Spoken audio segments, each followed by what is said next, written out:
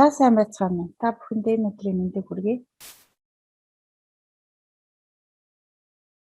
За өнөөдрийн маань хичээлийн сэдэв тэнцэтгэл биш. Аялдагч логарифм модультай тэнцэтгэл жишээ бодох. За 2006-аас 2016 оны эсэлтийн ерөнхий шалгалтын бодлогоодоос бодож бэлтгэе.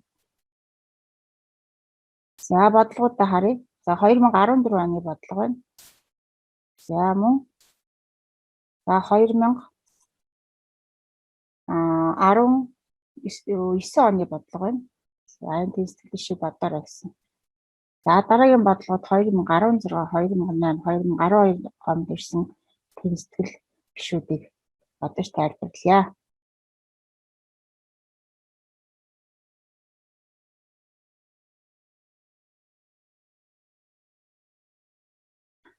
За дараах тэнцэтгэл биш.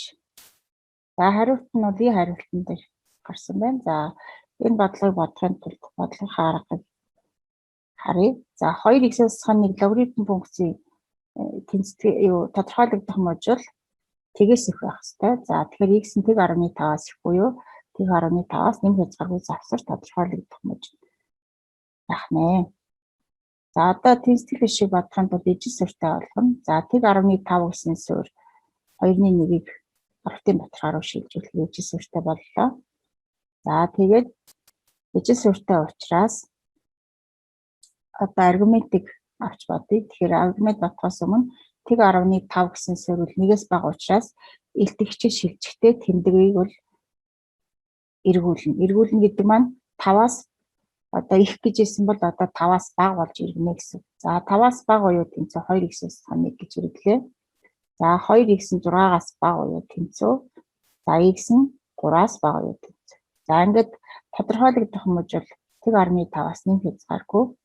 За тэнцэтгэл шийдвэл 3-аас бага. Тэгэхээр энэ хоёрыг тодорхойлогдох мужтойгоо огтлцуулаад шийдээ ичгээр тэг 15-аас 3 гэсэн хариултыг зөв байна гэж байна.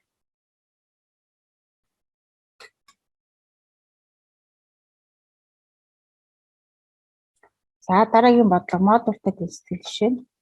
За модультай тэнцэтгэл жишээ хариулт бол А хариултан дээр гарч байна. За эхлээд x дээр нэмэх 8 модулаас эхлэж чөлөөлөе. За x дээр нэмэх 8 тэгээс их буюу тэнцүү.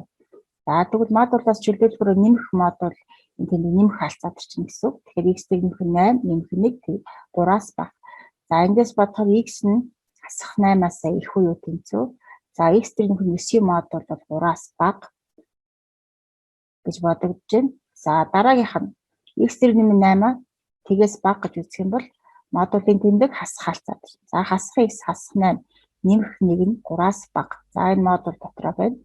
За x нь хасах 8-аас бага. За эндээс хасах x хасах 7-гийн модулаас 3-аас бага. За одоо хоёр дахь модулаас чөлөөлөе. За ингээд эхний модуль чөлөөлөгдсөн. Одоо дахиад хоёр дахь модулыг чөлөөлнө гэхээр x нь хасах 8-аас их буюу тэнцүү. За тэгвэл x дээр нэмэх нь 9-ийн модулыг чөлөөлөхөөр хасах 3-аас их нэмэх 3-аас бага. За энэ хоёрын хооронд x дээр нэмэх нь 9. За ингээд бодохоор тэмдгийнхаа эсрэг тал руу 9-ийг гаргана гэсэн. Тэгэхээр нэмэх 9-ийг хасах 9 болно. Тэгэхээр x нь бол хасахаар 2-оос их хасах 6-аас бага. За ингээд x нь хасах 8-аас их гэдэг шийдтэйгээ тасалж авахаар хасах 8-аас хасах 6 гэсэн шийд гарч байна. За хоёр дахь тэнцэтгэл биш нь. Одоо мөн сая нэгдүгээр тэнцэтгэл бишээ бодсонтой яг дэстэй. За хасах x хасах 7 хасах 3-аас их 3-аас бага гэсэн. Давхар тэнцэтгэл биш болж байна. За эндээс хасах x 4-өөс бага 10-аас 4-өөс их 10-аас бага. За ингээд x-ийн өмнөх тэмдэг бол хасах тэмдэг байгаа учраас нэмэх x олохын тулд тэмдэг эсрэг тэмдэгтэй болно. За тэгэхээр нэмэх 10-ыг хасах 1 тавихаар бол хасах 10 болж байна. Нэмэх 4-ийг хасах 1 тавихаар хасах 4. За тэмдэг эргэжчихээр хасах 4 гэдэгтэй бол хасах 10-аас их тоо. За тэгэхээр x нь бол хасах 10-аас их хасах 4-өөс бага. За x-ийнхаа тэнцэтгэл биштэй тахцуулаад шийдээс харна. Тэгэхээр хасах 8-аас бага гэж байгаа учраас хасах 10-аас хасах 8. За одоо шийдээ нэгтгээд ичгээр хасах 10-аас хасах 6 буюу A хариултын зөв хариулт гэдэг нь гарах нэ.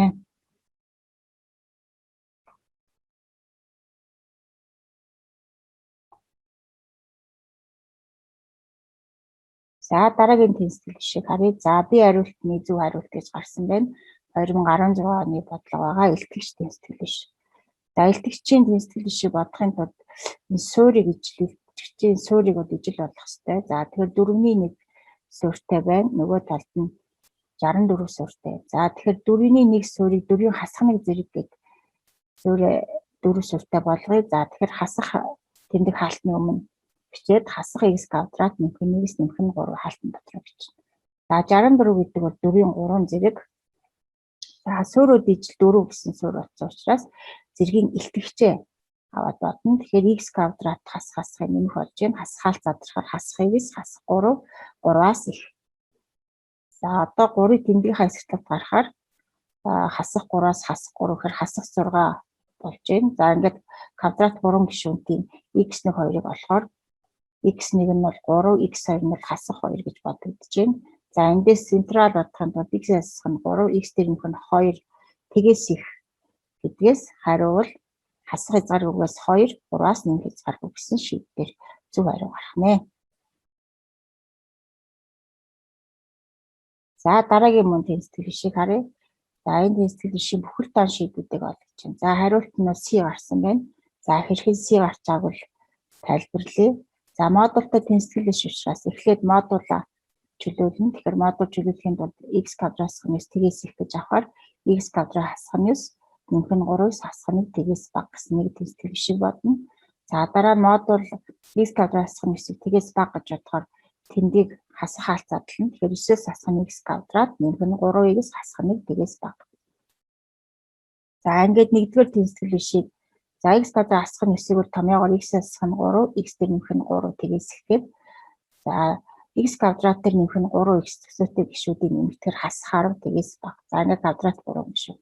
За хоёрдугаар тэнцвэр шиг мөн квадрат 3 гишүүд болж байна. X квадрат нь хасах тэмдэгтэй учраас тэмдэг эсрэгээр үржүүлээд нэмэх x квадрат болохоор хасах 3x хасах 8 тэгээс их. За эндээс x нь бол хасах 3-аас бага, x нь 3-аас их. За энэ 3 гишүүнээс централаар бодохын тулд x-ээс нь 2, x дээр нь 5 гэсэн үржигдэлгүй задлаад тэгээс бага гэж авъя.